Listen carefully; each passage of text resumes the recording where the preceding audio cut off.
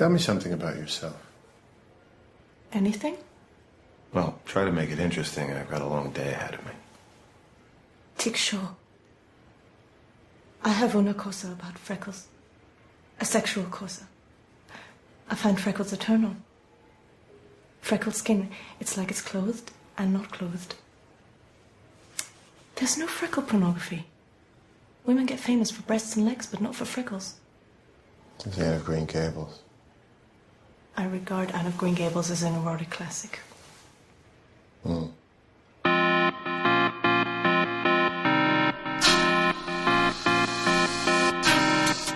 Hello and welcome to the Super 70 Podcast, episode 31, code 46.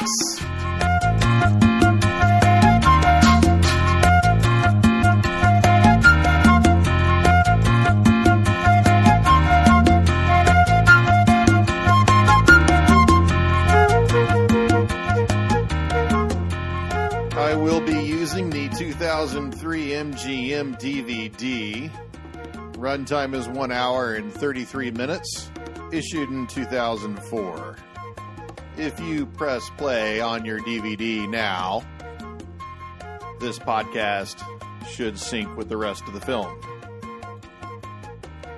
R for a scene of sexuality, including brief graphic nudity, which we will be discussing later, and the UA logo. So this is how this one is going to work. It's going to be a little bit different in that I just finished a podcast with Mike White of the Projection Booth with Jedediah Ayers coming on. I highly recommend that you listen to that after you listen to this. You might even find it more, coherent or something.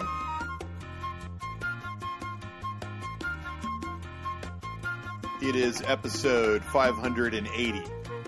Mike really pumps them out. So, what we have in the opening credit sequence is lots of boxes. These boxes are not just something that someone came up with on the fly. Everything is kind of boxed in. And then you get the definition of Code 46, which if you're not watching, Article 1, any human being who shares the same nuclear gene set as another human being is deemed to be genetically identical. The relations of one are the relations of all. Due to IVF, DI embryo splitting and cloning techniques, it is necessary to prevent any duplication. All prospective parents should be genetically screened before conception if they have 100%, 50%, or 25% genetic identity. They are not allowed to effectively have sex. If the pregnancy is unplanned, the fetus must be screened. Any pregnancy that has 150 or 25 must be aborted. If the parents are ignorant of their genetic relationship, then medical intervention is authorized to prevent any further breach of Code 46. If the parents knew that they were genetically related prior to conception, it is a criminal breach of Code 46. So we are immediately tossed into a future in which we are boxed in. We have inside and outside, and the title sequence mimics that. And you've got the boxes inside the title, Code 46. You've got these rectangular lines, these houses that are boxy. You've got all kinds of rectangles going on all throughout the film. And you see a desert, but when Tim Robbins lands, he is somehow in what we find to be Shanghai. Now, I happen to know that this is Hong Kong Lantau Airport because I've been there. But this exterior shot is not. This is in the Emirates. And Winterbottom is contrasting this. There's no desert outside of Shanghai, but he's world building here. And sometimes the world building goes awry, and we'll discuss that too. This is a brilliant scene there with downtown Shanghai just above this toll booth plaza. This toll booth plaza is used to create a border. Winterbottom loves borders. These sherbet fountains, I'm not exactly sure what they are. They could have been anything. They could have been widgets. In here, we know, or we find out about covers.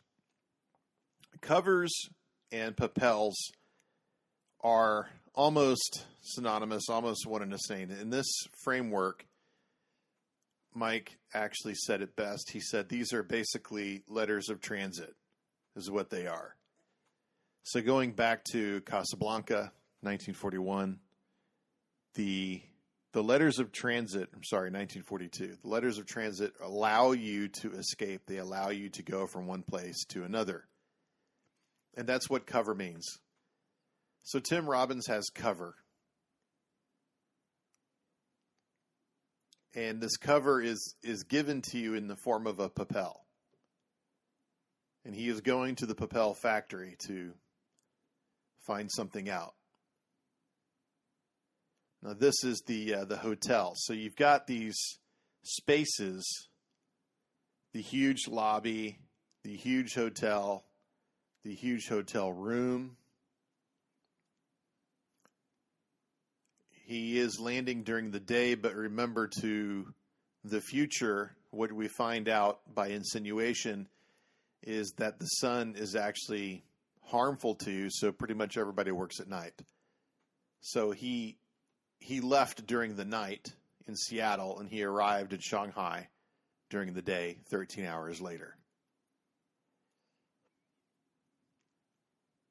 This is 2003. There's no Meta yet putting out virtual reality headsets. So that was looking pretty forward by about 10 or 15 years. Now Maria Gonzalez wakes up here, played by Samantha Morton. And everyone you see here, remember that it might as well be daytime because the world is now operating off our natural inclination to work during the day because the sun is dangerous. So everybody works at night. So transit is at night. Everybody's on the subways at night. Everybody's at the market at night. And she is conveying this countdown. That subway looks very, very close to the Hong Kong subway. In fact, I'm practically sure that that's it. Shanghai didn't have a subway when I was there. It was too long ago. But these dreams keep coming to her every year, and it's like a countdown, she says, for 18 years. Now, she looks like she's in her mid-20s.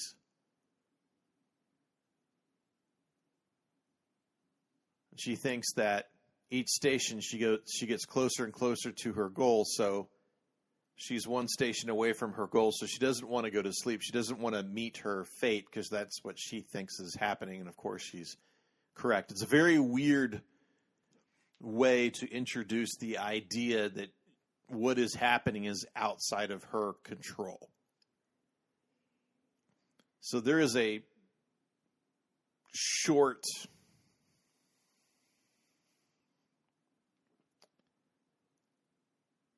bit in the film that introduces the idea of there is something supernatural going on that is drawing them to each other. Now, we can look at that as something that is purely supernatural, or we can look at that as something genetic is going on that is drawing them to each other regarding Code 46.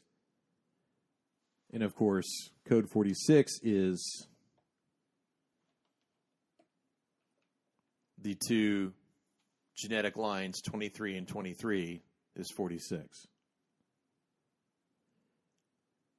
And I first saw Code 46 back when I was a poor school teacher, and near my house, AMC had opened a 30-screen theater, and because I was not too fresh with the cash at such a young age, what I would do is I would take the Houston Chronicle out and cut out the showings for the AMC 30, and I would highlight or circle the movies that I wanted to see, and I would go buy a ticket for the opening film at 10:30 or 11:30, and then I would basically just sit in the AMC 30 all day. So I would just go from screen to screen. Whenever one movie was done, I would immediately go into the next film. I might have to wait 20 minutes or half an hour. And the unbelievable thing is I never got caught. And that is pretty outstanding. I don't know who cares today, but they definitely cared back then.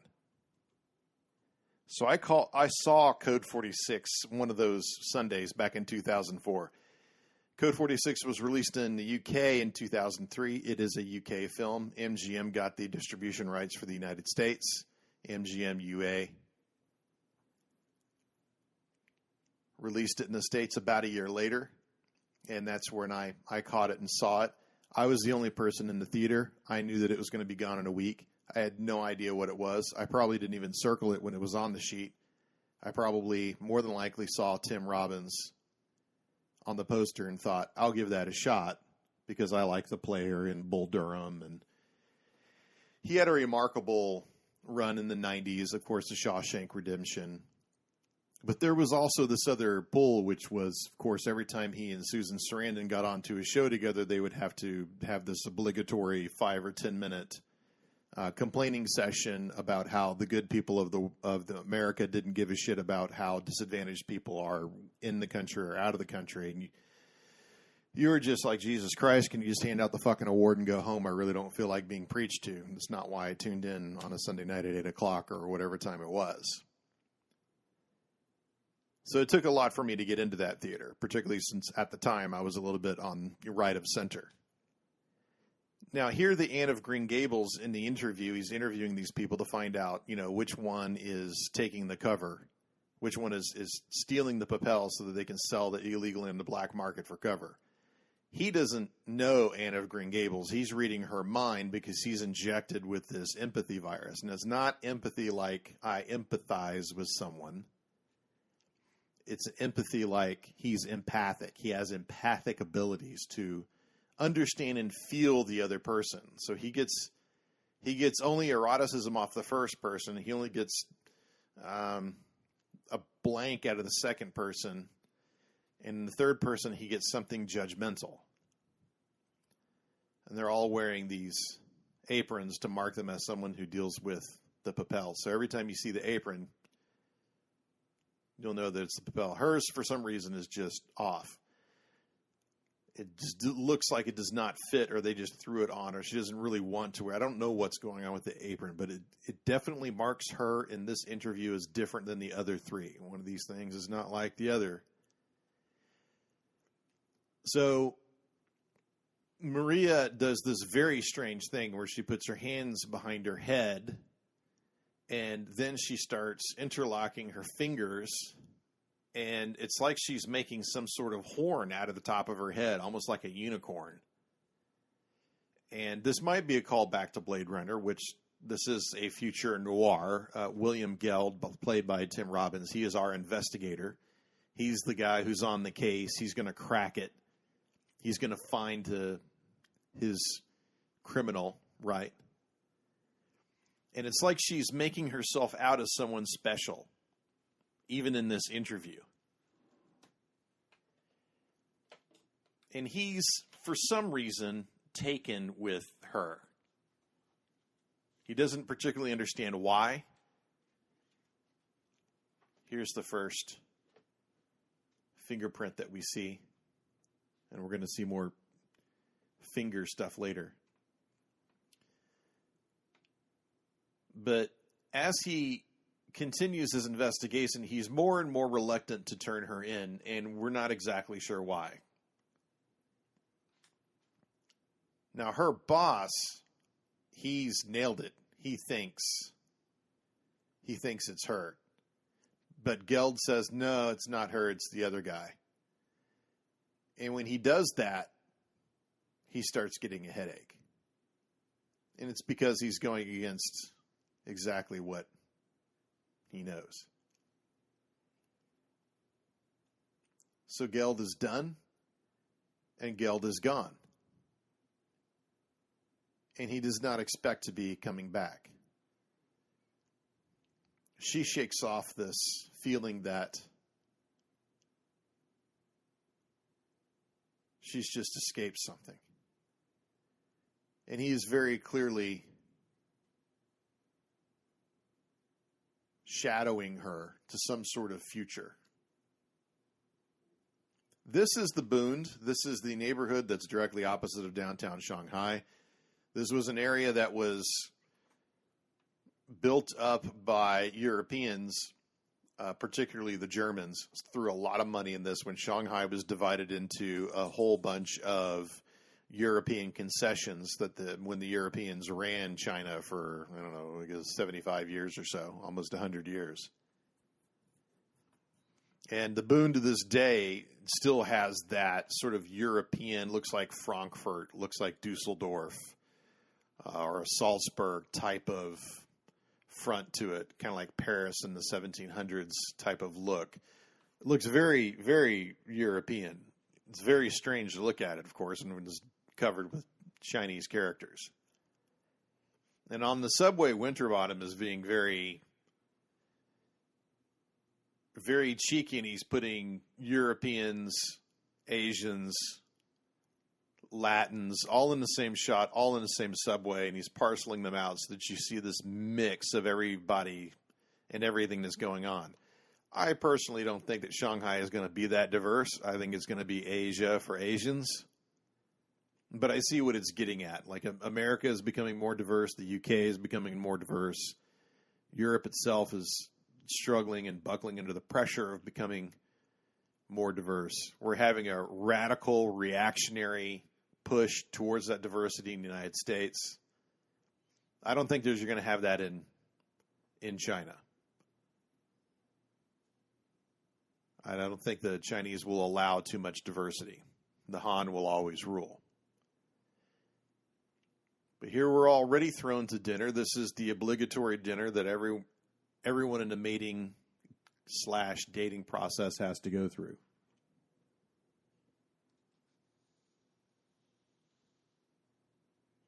And these papels made by this corporation passed on to the government. They're made by the Sphinx Corporation. And the Sphinx Corporation sounds like it's kind of privatized international travel.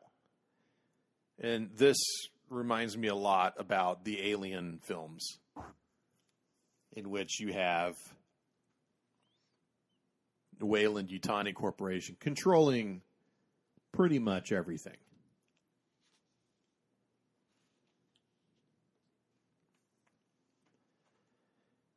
Now, she says very distinctively, you know, you should come with me, and you can see him struggling with whether or not he should go. And she says specifically, I want to corrupt you. And this is one of those moments in the film, and she's basically saying, you know, the butterfly effect, this is going to change you. Now, considering that she is counting down her stations, this is kind of amazing that she's willing to, you know, on this night of all nights, does she really want to tempt fate in this way? And he should have passed, and she should have passed, but they don't, because they have this thing that's tying them together, a chemistry.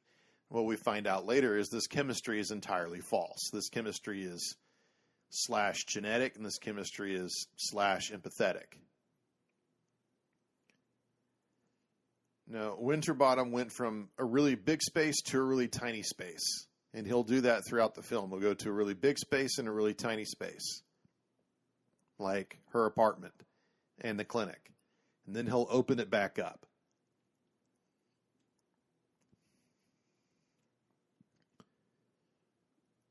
Now, I haven't studied his other films to see whether or not he's done this.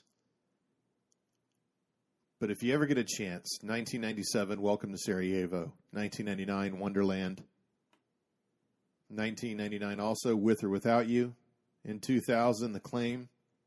2002, 24-Hour Party People. Do not miss that one. That is a great film.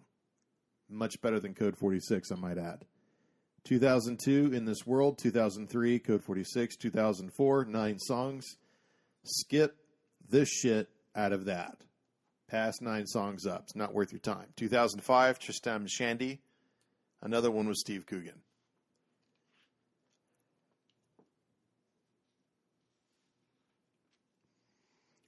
Now, this banter back and forth, she actually says, I thought you had this natural intuitiveness. Well, he does have a natural intuitiveness. It's the virus. But he doesn't offer up that information quite just yet.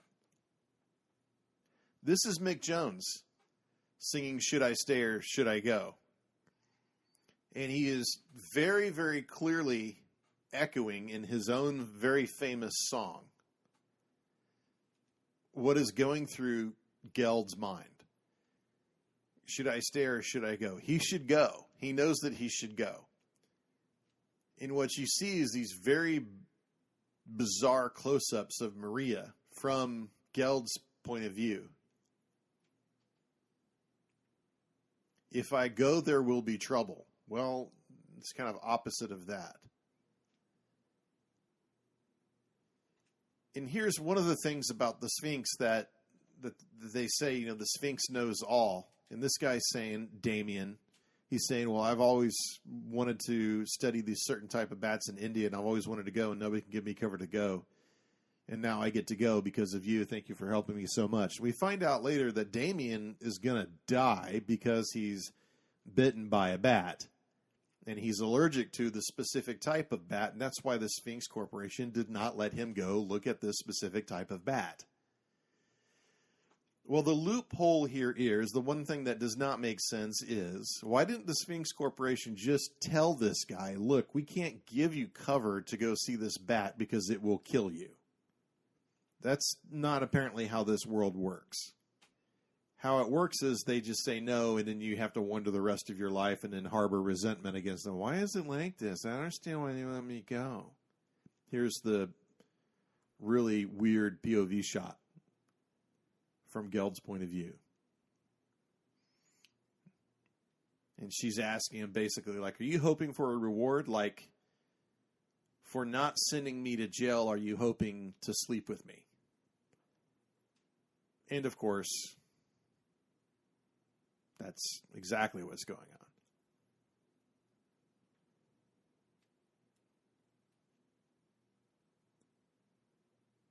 Somebody once wrote in one of these books I read on Winterbottom, they said the 20th century was the Freudian century and the 21st century is the genetic century.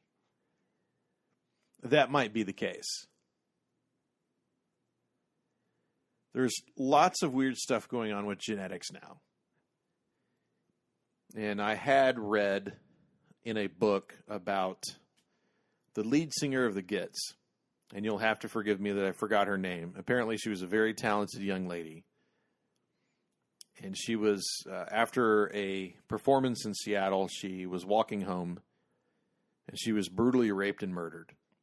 And nobody had any idea or clue who had done it. And 20 years later, there was another guy who was, just like any other criminal, was convicted of physical assault. And they took his DNA to process him into jail. And when they put his DNA in the database, I think this is about 2002, they found out that his DNA matched the DNA that was left inside this poor woman back in Seattle. Based on that evidence alone, they convicted him of her murder. So genetics is already starting to play by the time of Code 46 release. It's already having this huge effect on our society. Here they are hiding from the sun. They go from a large space to a small space. So that shot outside is probably one of the shots where Tim Robbins had said in interviews about how they were doing some really guerrilla filmmaking, and it was making him quite nervous. Very small crews just driving around in a van, jumping out, shooting a bunch of stuff, jumping back into the van, and then hauling ass. And shooting in China without film permits, I'm sure, is... You don't want to get caught doing that. You don't want to be caught breaking the law at all in China.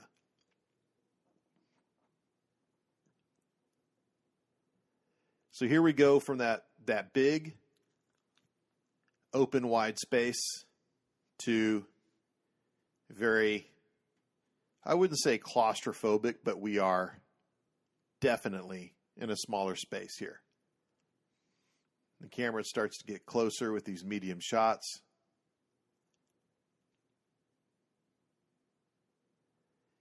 And you start to see lots of windows, lots of divisions.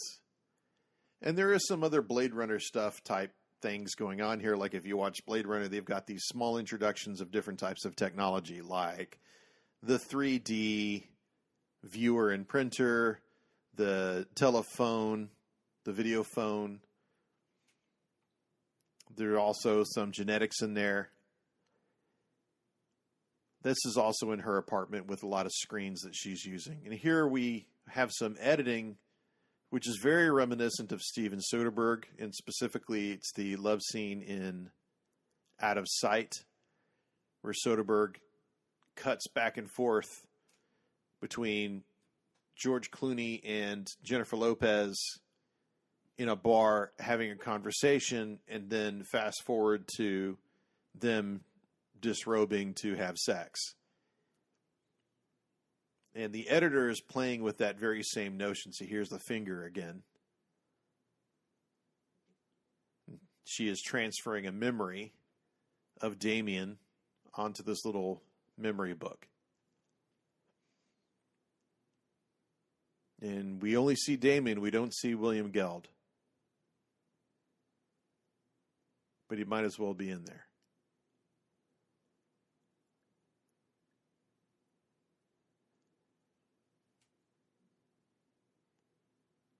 She shows him the photo book, and she shows him the other people that she's stolen these papels for. And this is kind of shocking because this is the evidence. He could convict her using this evidence.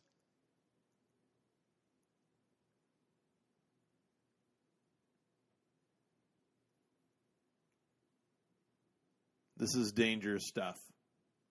So there's a level of trust here that's going on that doesn't make entirely a whole lot of sense.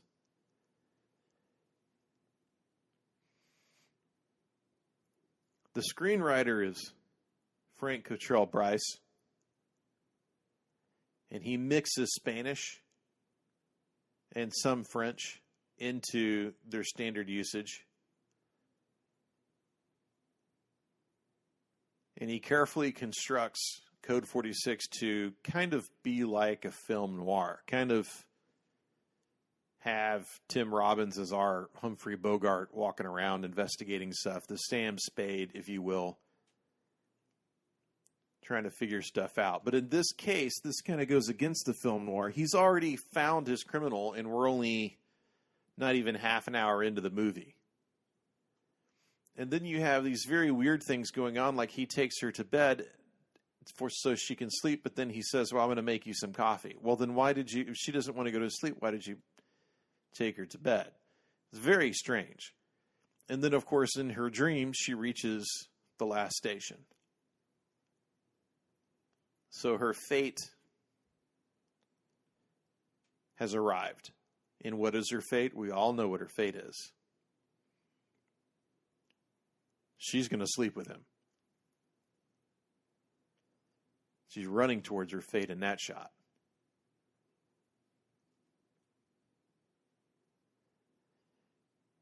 And when Geld returns with her coffee, well, first he finds the little papel. when he's looking for tea or something. He's basically, and that's from the Sphinx Corporation. You can tell because it has a picture of, no, it's not a Sphinx in that picture. It's actually a picture of a statue of Ramses II. And here she's going to glimpse her future. And when she glimpses it, it's going to be a very soft image of him on the subway.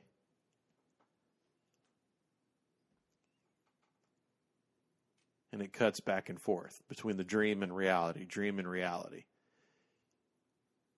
And in her eye, you could see him in her eye. And then it leaves.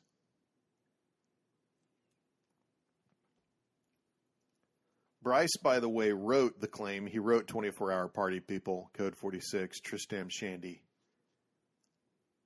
So they had 4 different screenplays. Now she starts singing here, said, I remember when we used to sit in a government yard in Trenchtown. So she brings up memory in this very strange situation where very soon she's going to not remember anything anymore. This is a Bob Marley song, No Woman, No Cry.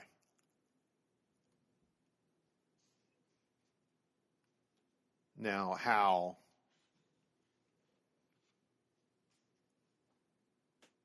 she knows that song from the Emirates and moving to Shanghai, I'll never know. Robbins was on a tear by the time he got to Code 46. He did Arlington Road in 1999. He had a guest spot in The Spy Who Shagged Me, Mission to Mars in 2000, High Fidelity in 2000, a supporting role. The Truth About Charlie, played the heavy. Mystic River in 2003, directed by Clint Eastwood. Code 46 in 2003. Samantha Morton was also in tons of films right before this, did a lot of TV, but in 2002 she was in Minority Report, which is another investigative, you could say, future noir, directed by Steven Spielberg, who obviously saw her talent. And that is about telling the future. Philip K. Dick was the author, like I said. Same as Blade Runner, same as Total Recall.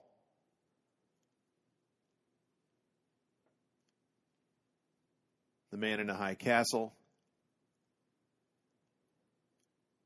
After Minority Report, she did Code 46 in 2003, The Libertine in 2004. She was in Elizabeth the Golden Age in 2007, and Cosmopolis in 2012. So she goes back and forth between India and Hollywood, similar to Robbins.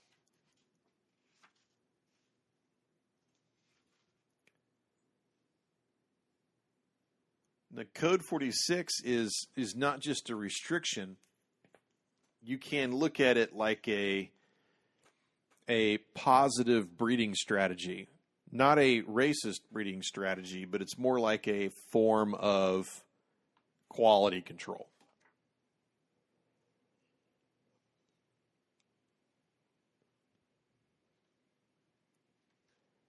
And there's lots of turning around. If you remember, Robbins turns around in the lobby when they go through the screening. And that's when they first meet. And he tells her that later on. And throughout the film, he turns around. He turns around here. And it's like he's kind of unsure of what he's doing.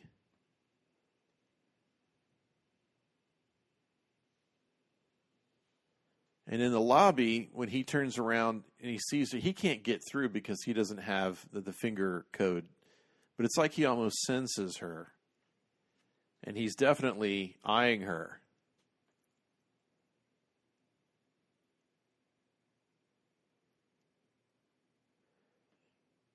She doesn't want him to go, obviously. Roger Ebert has a brilliant review of Code 46 on his website, rogerebert.com. He said, quote, "The problem with Code 46 is that the movie, filled with ideas and imagination, is murky in its rules and intentions. I cannot say I understand the hows and whys of this future world, nor do I much care, since it is mostly a clever backdrop to a love affair that would easily teleport to many other genres. Investigator falls in love with mystery woman, helps her commit crime, risks being left out hanging to dry. That's double indemnity." And he's correct. Roger's mostly correct.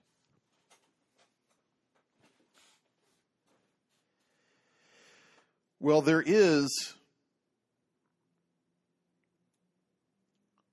a different Code 46, and it's the Code 46 that's actually in the penal code in Germany. And it has a partially contradictory rule. It says the offender's blameworthiness shall be the basis of sentencing. The court shall take into account the effects that the punishment is expected to have on the offender's future life. So the fact that you're guilty should parlay into your punishment. It's like you should get extra time because you're guilty. It's a very strange rule. And we see that sort of play out at the ending of Code 46. She's guilty, and so she gets extra punishment because she's guilty. It's like breaking the law is one thing, but the sentencing is quite another. So he gives this papel to the sherbet salesman, and he has no idea what's going to happen to her.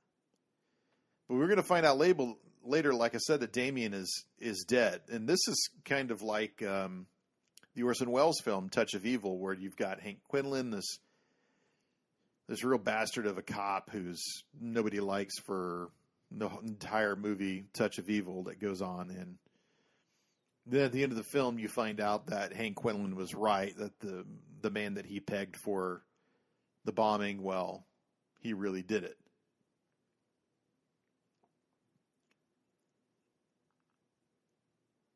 And here he's walking into a Seattle apartment, and Maria's there, not his wife. And for some reason, Winterbottom is pushing the camera in and pulling the camera out. Pushing the camera in and pulling the camera out. It's very strange what's going on.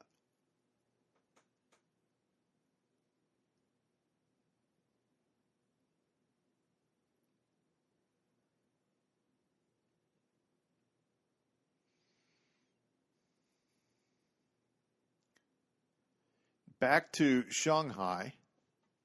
No, I'm sorry. We're back in Seattle. Again, working at night. And he's trying to contact her. And she's off the grid. And we don't know how much time passes.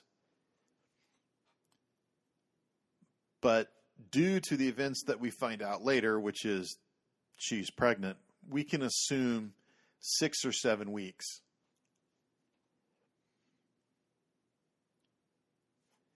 And here in this intimate situation with his wife, you can see the contradiction that's happening in his persona.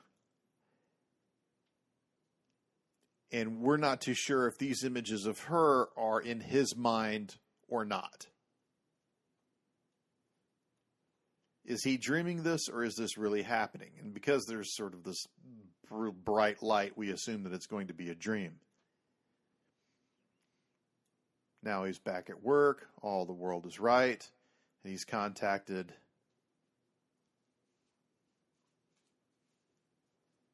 He's looking for images of her.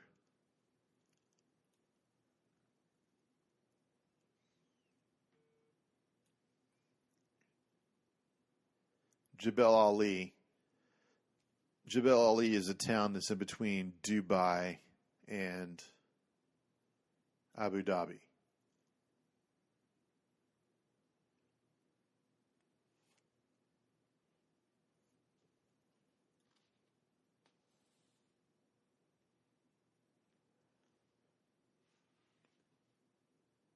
And you basically just see the gumshoe at work.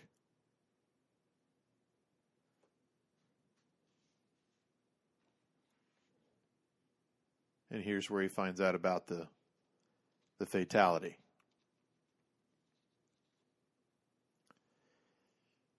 There is a parallel to Oedipus here in more ways than one. We have the Sphinx, of course. Oedipus solved the Sphinx riddle, and the Sphinx killed itself, and then it releases the city of Thebes from the plague, and as a result it made Oedipus its king in gratitude. Well, there's a riddle that has to be solved here. We think that it's the riddle in the beginning, but like I said before the first half hour is out, William has already figured out who the criminal is. That's not the problem. There's another problem that's going on. What is the other riddle that has to be solved here? And the riddle is, who is Maria Gonzalez? Why do I have this extra empathy for her? Who is she to me? Why am I hung up on this girl?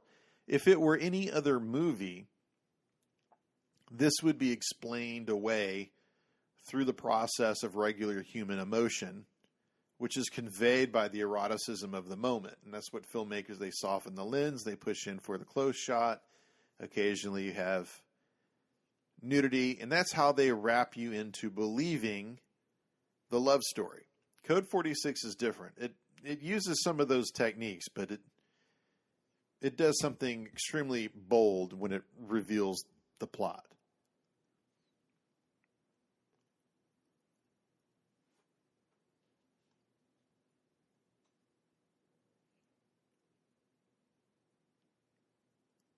And in this strange situation, you've got this, his house has this screen with water on it. Of course, they're in Seattle. And in Maria's apartment, there was a screen and it had a sun on it. So you've got some opposites going on. So again, this is supposed to be right outside of Shanghai. Shanghai does not look like that. There's no desert outside of Shanghai. It's thousands of miles away.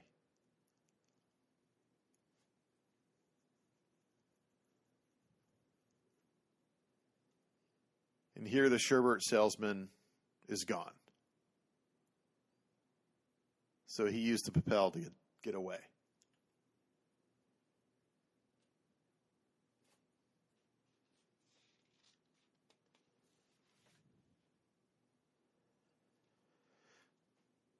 When Deng Xiaoping was leader of China, he opened up that hotel right there with the huge orb in the center.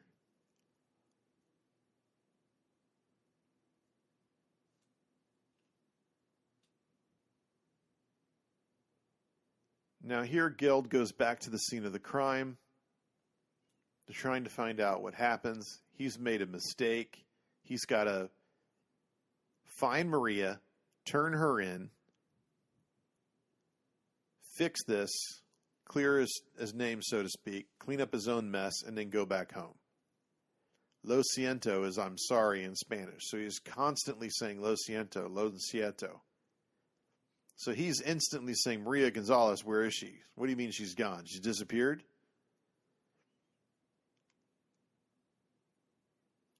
And Maria's boss, we assume, knows, oh, I was right about her because he's back and he's asking about her. So he had to be right about her.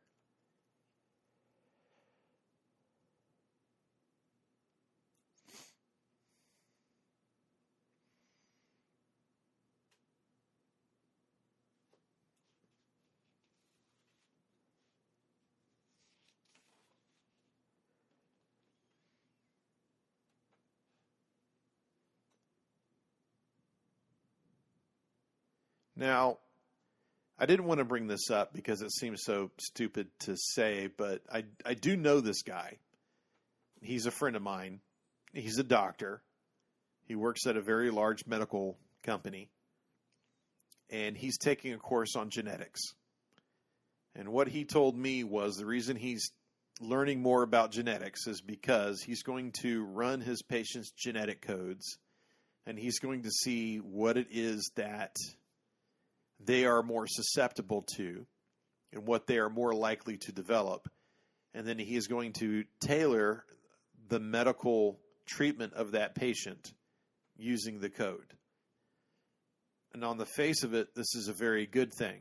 If you know that you are predisposed to emphysema, a doctor can advise you to have a certain diet and certain habits and probably put you on a pill regimen that will help lengthen your life. This is an absolute positive. And then, of course, there is a separate side of it, which is they could deny you medical care if they know that you're a smoker, say. This is Benedict Wong, 15 years before he was in Doctor Strange.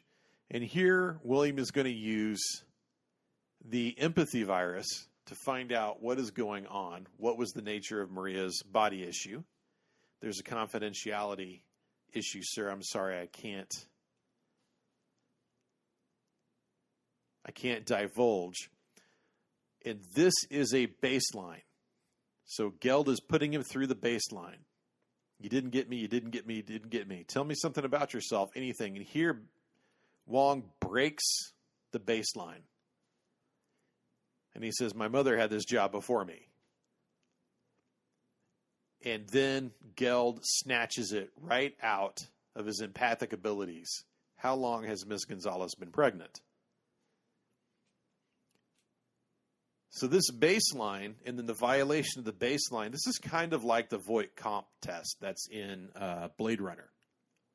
And it's actually more like the baseline test that's in Blade Runner 2049. The minute you violate the baseline, everybody really knows what's going on.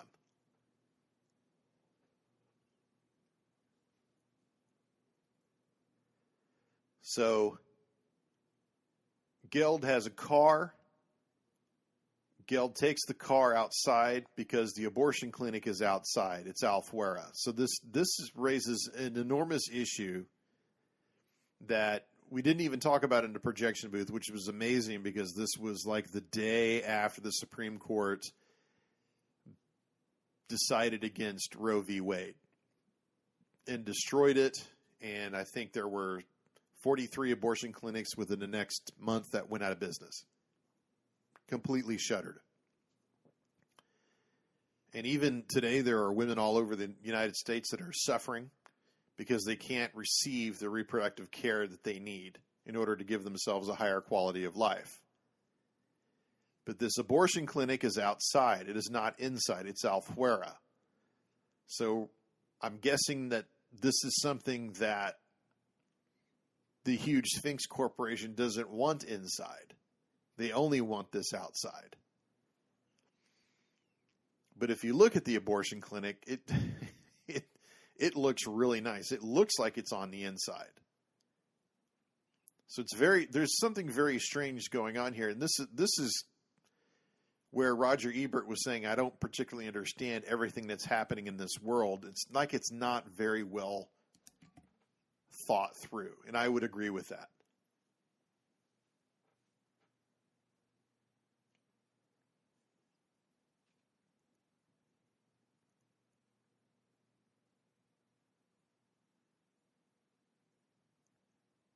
And his empathy virus isn't working here because he has a cold. They introduce it as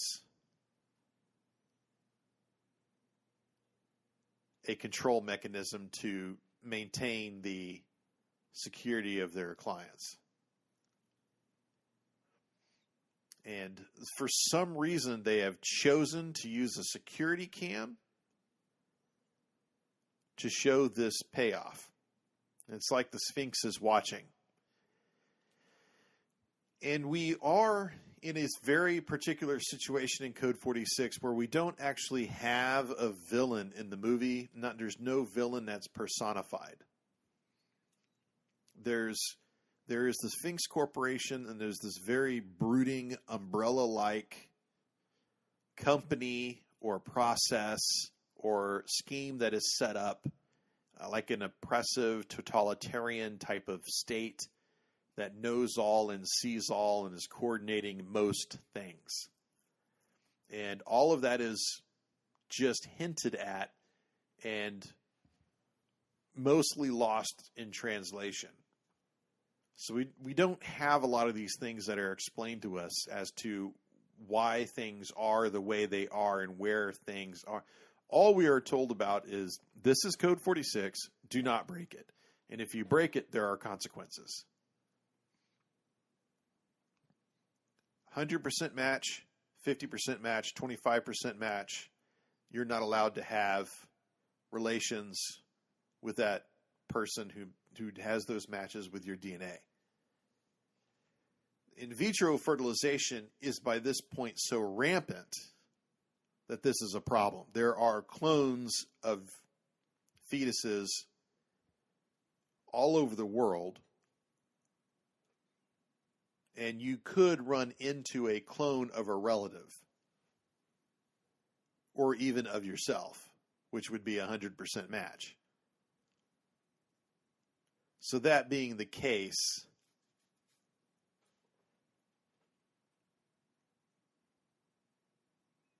how did you get to this point? How did this world come about? How did it evolve to the point where we needed IVF? Was there something wrong? Was there a plague? Was there a virus that wiped out a lot of people, and in order to populate faster, you went through IVF? None of this is explained. None of this in the world is really even hinted to. It's just there in the background.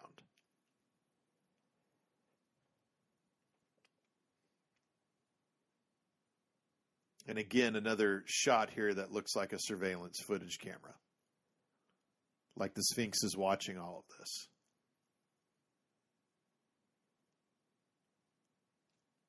Now, there's something going on with the finger. Like she had a finger that was severed when she was a child, and she had it reattached. And when she entered the abortion clinic, because it was a Code 46 violation, they wiped her memory. So she has no memory that she violated Code 46, or that she had a pregnancy that was terminated.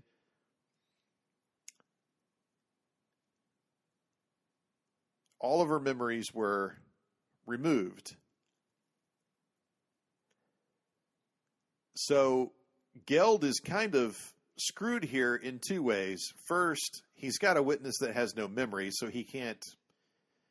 She's kind of, as a criminal, she's kind of worthless to him.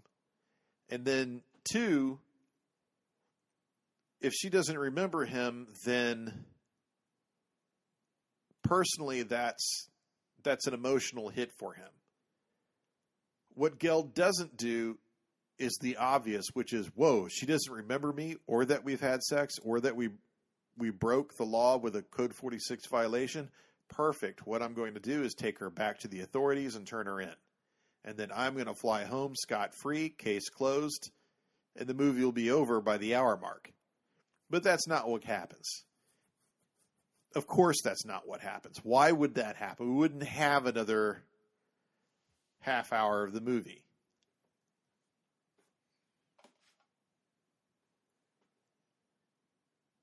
And this is one of those reasons why Vertigo is almost a 2-hour film. There are certain questions that are just not asked.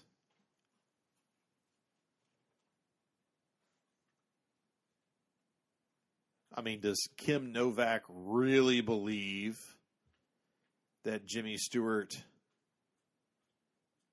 doesn't know that she is who she is?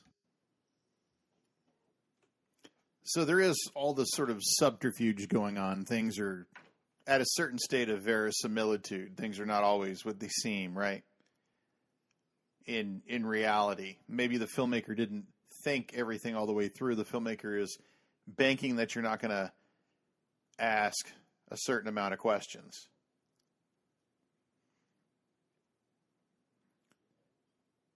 And this is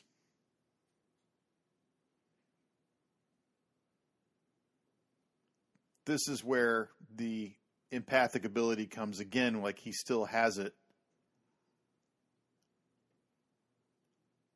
But she's unaware that he has it.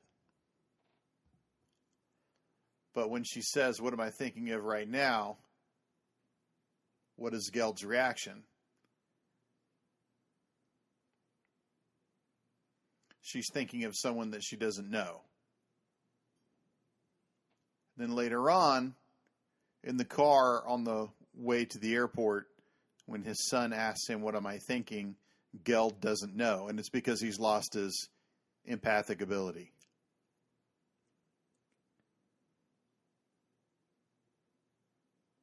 So all of this is heading towards a typical film noir ending where the femme fatale suffers, the male gets away scot-free if the male is guilty of any wrongdoing. The woman is punished. So the future looks just as misogynist, as patriarchal, and as classist as most film noir is. This could be The Lady from Shanghai or you name it, any other film.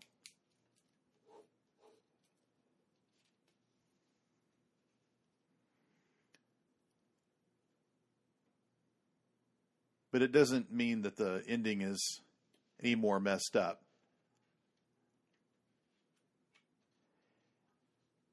Now here he's going to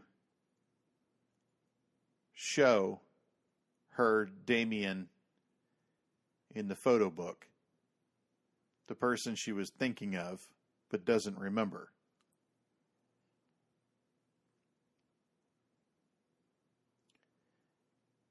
And strangely enough, he uses his thumb, not hers, in order to activate the photo book.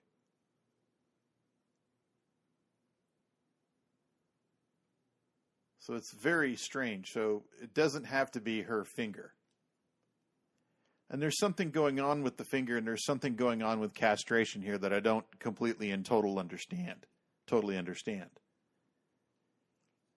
Her finger is cut off. It's sort of like a castration. She tries to use it in a few other scenes when they try to get into the building where she works. They can't get in because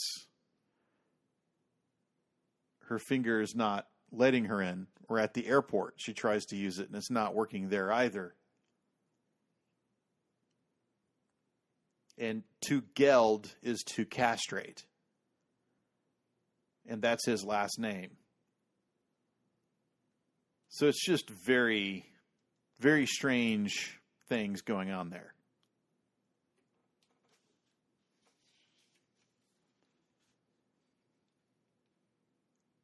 And Maria's self-determination is taken away when she's given this virus during her abortion that controls her physical reaction to someone who shares 100%, 50%, or 25% match with her DNA, meaning him. He's in there somewhere, although we don't know exactly where just yet. So there's like a will and grace argument going on here. What is free will? What is not? What is meant to be? What is not? Is her dream real in that it's a countdown to something, or is it not? So she starts freaking out here.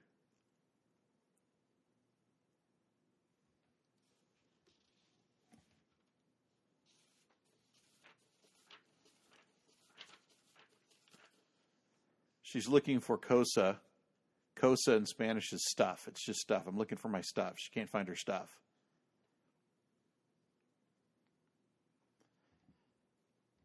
So what are we supposed to think,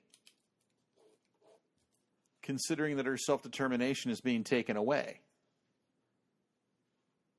in an age when women are losing more and more of their rights?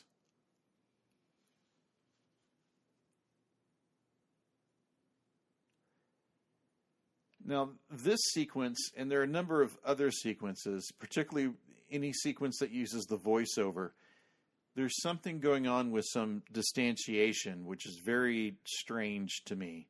And I haven't really been able to figure it out. And Code 46 is full of a lot of things that I haven't figured out. And that's okay. But the voiceover is part of this distantiation. So just a real quick run through if you're not familiar with distantiation. This is your first time on the Super 70 podcast, and that's perfectly fine. No judgment here. I didn't know what the fuck distantiation was until I was about 35 years old. But Winterbottom is very specifically doing things that are not normal in the film to pull you out of the experience for just a little bit so that you can try to judge the situation dispassionately. Her voiceover is part of that. Not a big fan of her voiceover. A lot of people aren't. There are some unfocused shots. There are jump cuts that go nowhere. There's some chronology that's discontinuous. There's some transitions that are weird, that go left to right, right to left. There's some unexplained images that are going on, like Geld in her eye, the subway train, and then the huge consensual rape scene, which is just bonkers. A lot of that is just meant to just throw you off. And so here they find that this is a Code 46 violation, him being with her, because he is a 50% match. She is a 100% match for his mother. So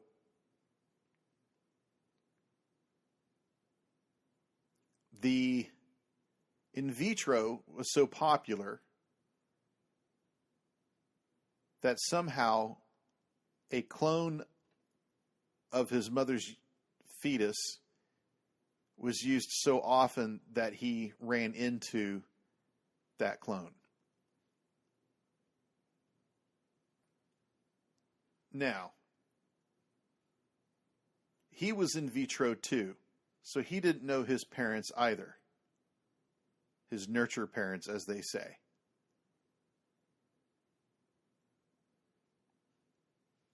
So the fact that they ran into each other, it sounds like a 1 in a million shot, but if it's a 1 in a million shot, why is there a couple in the booth next door?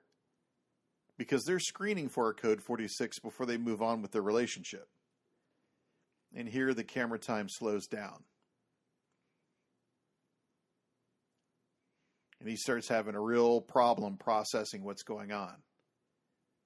And this is when the movie sort of kicks into an overdrive. Okay? Fight or flight. He's going to run. Why is he running? Because he is, in fact, in love with his mother. And this is the full-on Oedipus complex at play here.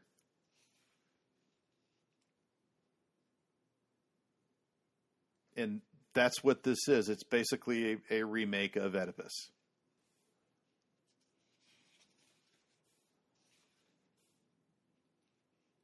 By the way, 24-hour cover is not enough to get to Shanghai and back from Seattle. I flew from Shanghai to LA once, and that was 10 hours.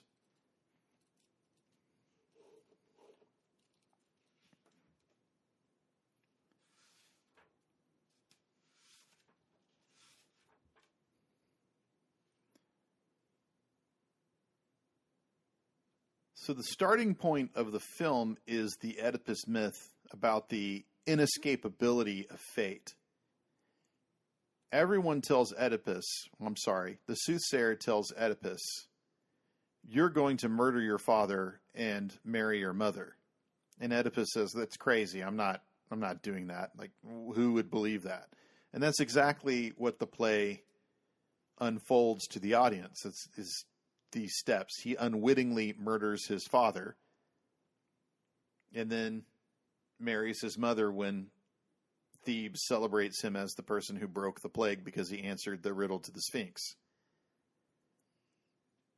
And the same thing happens to Geld. He knows something's up with her. He doesn't understand what it is. She's telling him, look, this could be very bad for you. And he does it anyway. And you see what happens. And it's kind of fitting, too, because Oedipus is sort of the first detective thriller, if you want to look at it that way. I mean, Oedipus blinds himself, and in a sense, so does Geld. If you think about the end of it, when they take away his memory and it's erased, he can't see his crimes, and the only string left is his wife. And Jocasta hangs herself, and we don't get resolution in the same way from Maria by the end of this film. Perhaps a suicide would have been too harsh.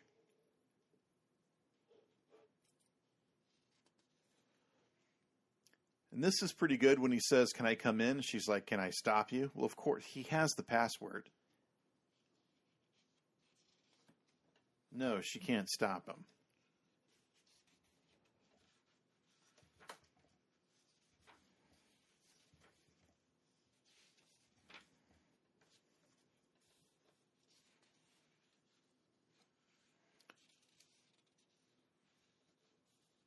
The halo in the background is another element that's meant to confuse us. What is the halo doing? Is it saintly? Is it vaginal?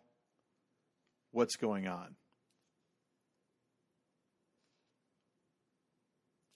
But you know,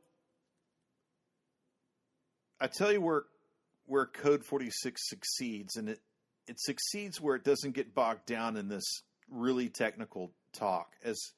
As much of a sci-fi as it is, and it is a sci-fi even though there's little to zero CGI, this is about two people and their intimate relationship with each other. And, you know, that's why Blade Runner is a success, and that's why Star Wars is a success, and that's why Interstellar is a success. Sci-fis that are too techie get lost. There's not a whole lot of techie talk in Code 46, although it does have some elements that make you go, "Oh, well, that was pretty neat. Oh, well, that was pretty cool."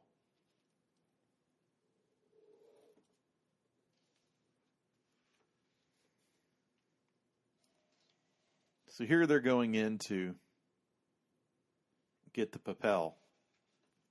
But since she's a suspect, she doesn't have access to her old job anymore.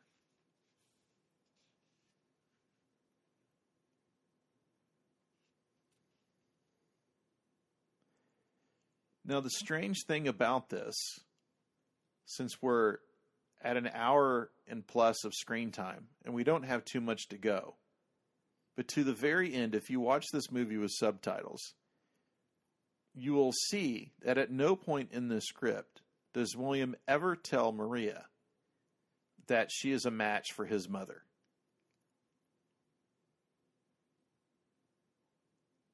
This is very strange. This is very weird. Why does he not tell her? Is it because he's afraid she'll leave? And isn't that what he needs or wants? And here in his discussion with his boss is another thing that doesn't make sense to me. He's having a conversation with the boss.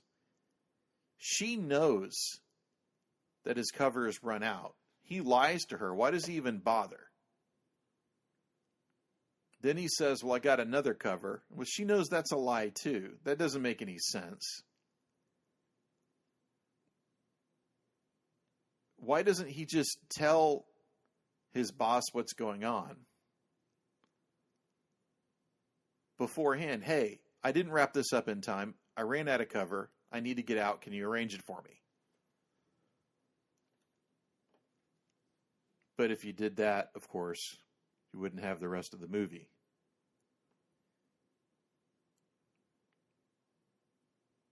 It's just very strange to think about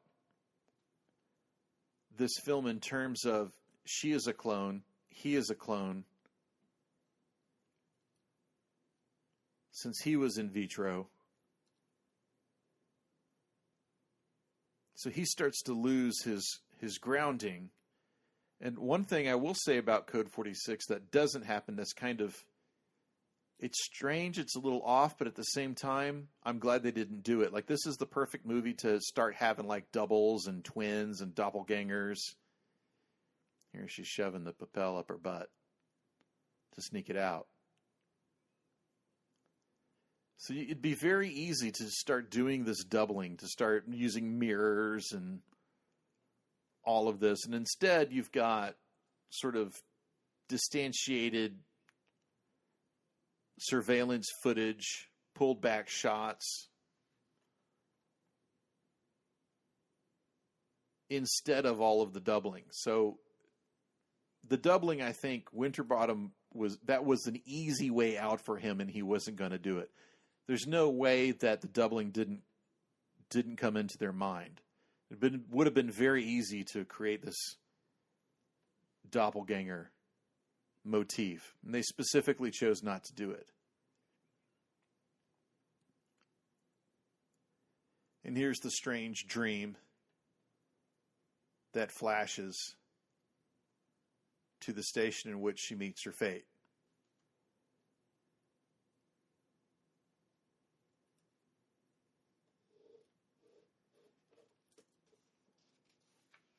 This is how I know that this is Hong Kong Lantau Airport.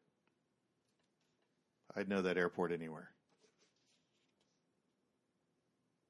Now watch Michael Winterbottom hit me up on Twitter and tell me I'm wrong.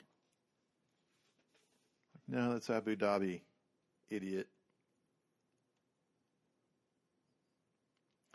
You know, governments have always restricted travel, and whether you were the subject of a king or since 1914, when everyone pretty much got on the passport system, you were limited that way. But this is the closest I've seen a film come to the pandemic before the pandemic. You know, most places today will let you leave, but getting into some other places is your problem until the pandemic. Then people were really like checking your status before you left. Airlines were asking for visas at the airport as common practice during the pandemic.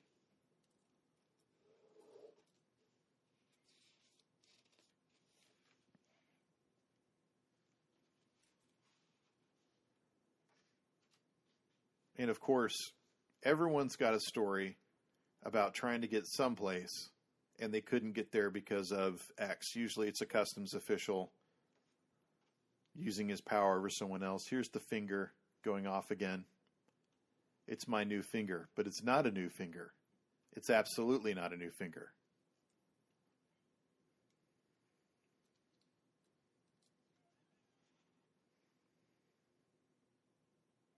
Must be flying first class. So the flight is a very strange situation because they run to Alfuera and they get out. And she's going to supposedly teach him how to live on the outside. This is a very drastic decision for him. And Winterbottom moves to the Emirates. And he has been blending the Emirates with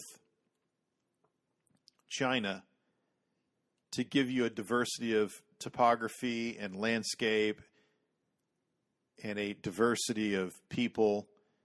And he keeps that up largely. If you look on this boat, the boat looks a little bit like the subway. It's the same sort of racial, ethnic makeup. There is more of a third world quality about Jebel Ali that's in sharp contrast to Shanghai and its cars and its glass and its freeways and its huge lobbies and its skyscrapers.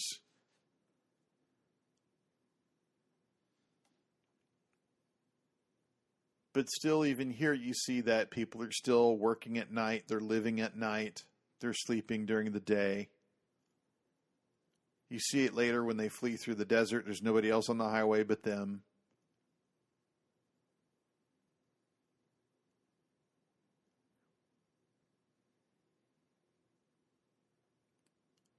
Here he lies, says we have cover. What is this guy? You're in Alfuera. Why does it matter if you have cover or not?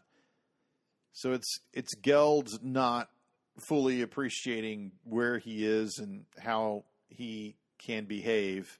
He feels like he has to lie in a place where it's not necessary anymore.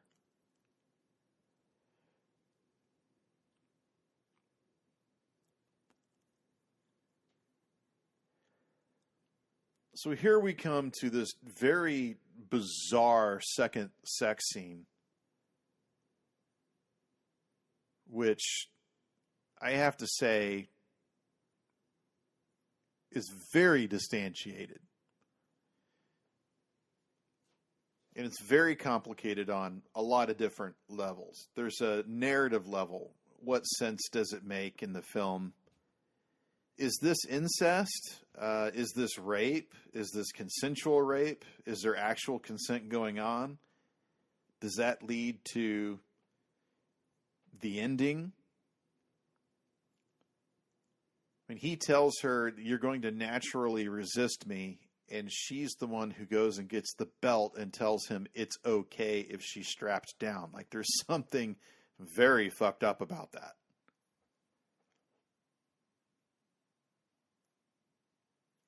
There's an internal level that's going on, and this is not Morton that you see in this very graphic shot of some stand-ins' genitalia. This is a body double. And you can tell because they cut away from Morton, and then they cut to, and I don't even actually believe that that's Tim Robbins in that shot. And this is strange because of the rest of Winterbottom's films are so very honestly graphic. And this is kind of disingenuous in a way. And then there's this other external level what's going on, like a practical level of shooting the scene in of itself. Now, I've read some of the reviews of Code 46, and the ones that mention the explicitness don't treat the film very well, and I don't get it. It's almost like a vagina guaranteed a bad review. And some people that I've talked to and some of the reviews on Letterboxd that I read say that the shot itself was all very unnecessary. But I'm going to side with Winterbottom on that. I read in one of these books on Winterbottom, he said, quote, "Why can't you make a film showing two people make love? If you're going to make a love story, why must you avoid the sexual side?" And he specifically brings up fiction, specifically contemporary fiction. And he has a point. No one pulls any punches in fiction. They pretty much write what they want. I mean, like next level fan lit porn type stuff, class A stuff that you can buy on Amazon.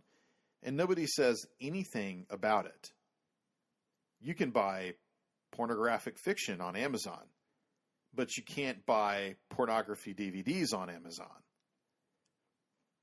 You can't even find pornographic actresses or DVDs on IMDb, which is also owned by Amazon. Try looking up Georgiana Spelvin or Constance Money. The only one you see is, Tracy Lords, which is complicated in of itself.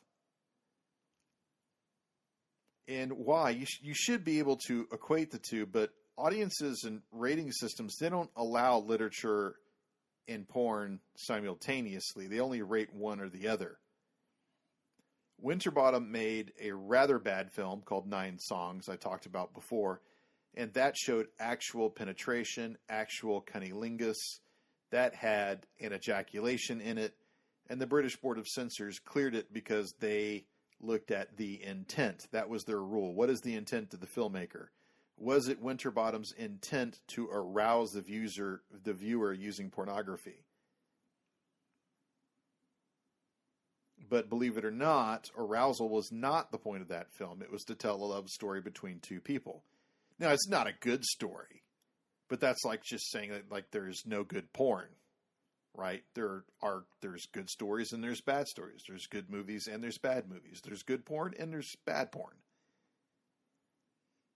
And if you're going to equate the two, then there's no difference between Code 46 or 9 songs, or say like The Cooler, in which Maria Bello showed her vagina, or In the Realm of the Senses, or Showgirls, or any other film in which you actually see genitalia, The Doors. The only difference is who says it's obscene and who says that it's not. In America, the law says that film must, quote, lack serious literary, artistic, political, or scientific value, unquote. Or it must be, here's the famous phrase, patently offensive. And when you say, how do you know what's offensive? How do you know what's obscene? The general guideline is, I know what it is when I see it. That's what the judges say. So in this very strange rating system,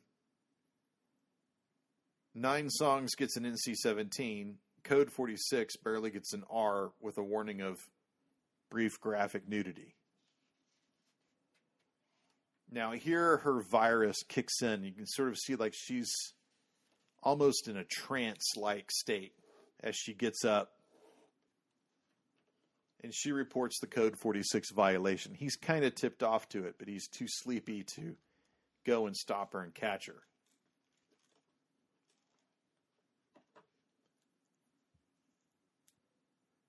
And here's kind of a very strange situation as we barrel towards the end. Because who really violated Code 46? It wasn't her, it was him.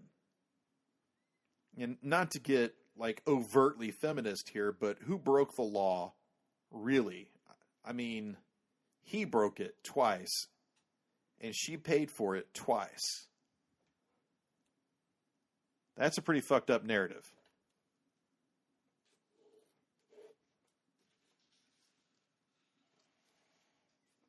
And he just decides now we got to get out of here. We got to flee because this nameless bureaucracy is going to come after us and we're not going to have a choice. We're going to have to flee.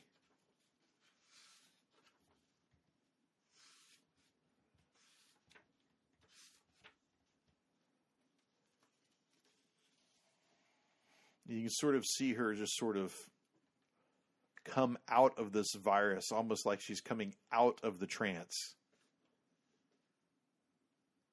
And it's like the virus wears off.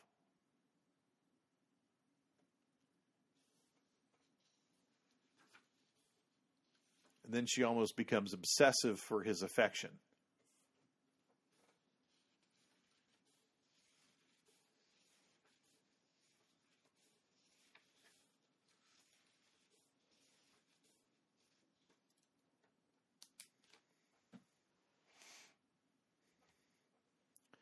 And here he tries to cough up the little bribes that were working somewhere and no longer work.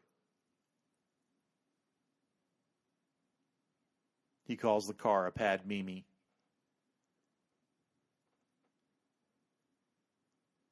And when you see the car, you're going to laugh because it's not a pad Mini.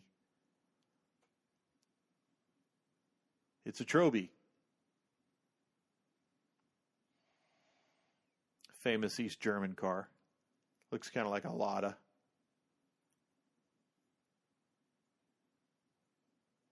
They don't make those anymore.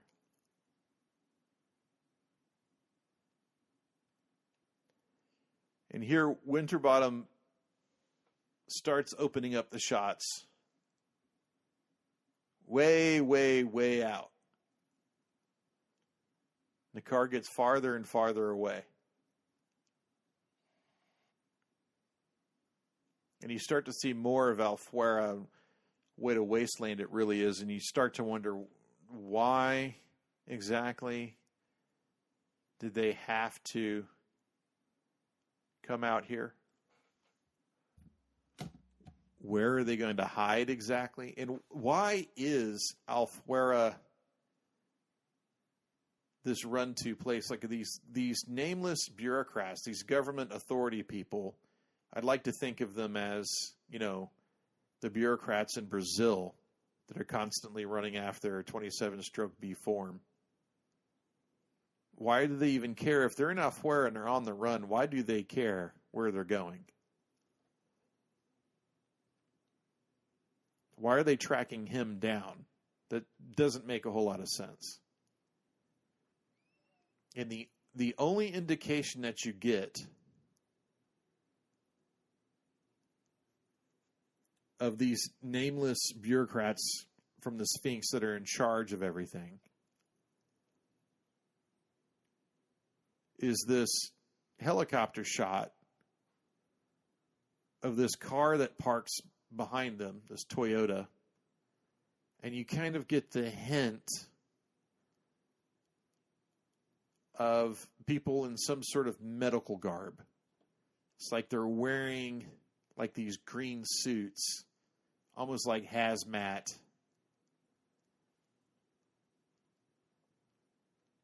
Type of garb. And is that how they're being treated? Like they think this is all Hong Kong?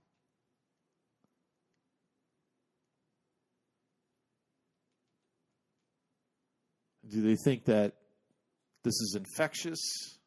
Is there something with the empathy virus that's infected? It's very strange how that the entire thing pans out. And then this very strange situation where the doctor tells the wife, well, he knows that he crashed the car, but as far as he knows, he never went to Jebel Ali, so he doesn't remember anything. So that implies that they told her that he was in Jebel Ali, and if they told her that, there's going to be a question, well, why did he go there? They would have had to explain to her, well, he was with a woman. Ergo, I mean, you really have to think, how much did they tell her? It's like they told her a lot. And if he had to face a tribunal, maybe she knows about the tribunal. It's a very weird situation. Why is she even here? She knew that her husband slept with a clone of his mother. I think there would be a lot of therapy sessions involved, maybe a few screaming matches. But none of that is gone through. That whole hole is just glossed over. And then, of course, the son's like, what am I thinking of now? And he's like, I don't know. So the empathy virus has run out.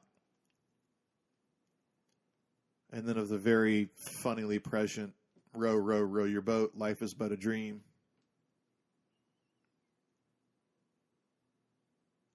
And you see the wife thinking there as if the wife is contemplating his crime, his violation. But we'll never know. So here, of course, Maria is exiled. She's the one who pays for the Code 46 violation. Because that's what happens with any type of law around reproductive rights or women's bodies. The woman will always pay for being the creator of life. She will always be controlled by men who will always tell the woman that they know better than her strictly because they are not men. It's this very misogynist, very sexist worldview. This huge structure that's meant to control everything about what a woman does, how she behaves, how she acts, where she goes, who she interacts with, how she interacts with them or anyone. And the ending with Geld and his wife making out, it really reminds me of like that last shot in Fatal Attraction when after the redone murder, Ann Archer and Michael Douglas walk out of the bedroom and the camera centers on a picture of the family. And that's sort of the last thing you see before the credits. So the patriarchal order is reaffirmed and the correct relationships are reaffirmed, and the women who don't fit the mold, they're banished forever into darkness. Because the history of the world, quite frankly, is the true history of the oppression of women.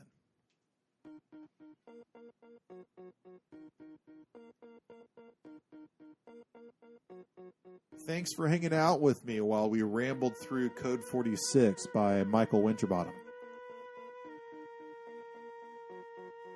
I'm Dylan Davis, and you can catch me on Twitter at @ThatDylanDavis.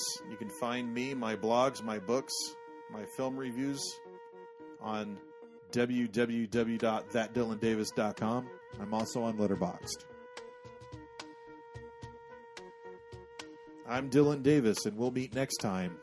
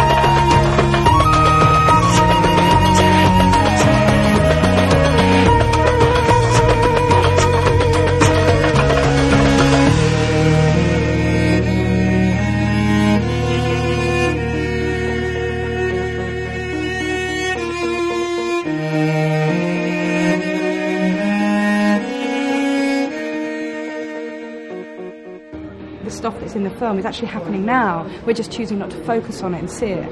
It does make a social comment, and it's one that is very relevant today, and if people don't start looking at that, it's just going to get worse and worse and worse.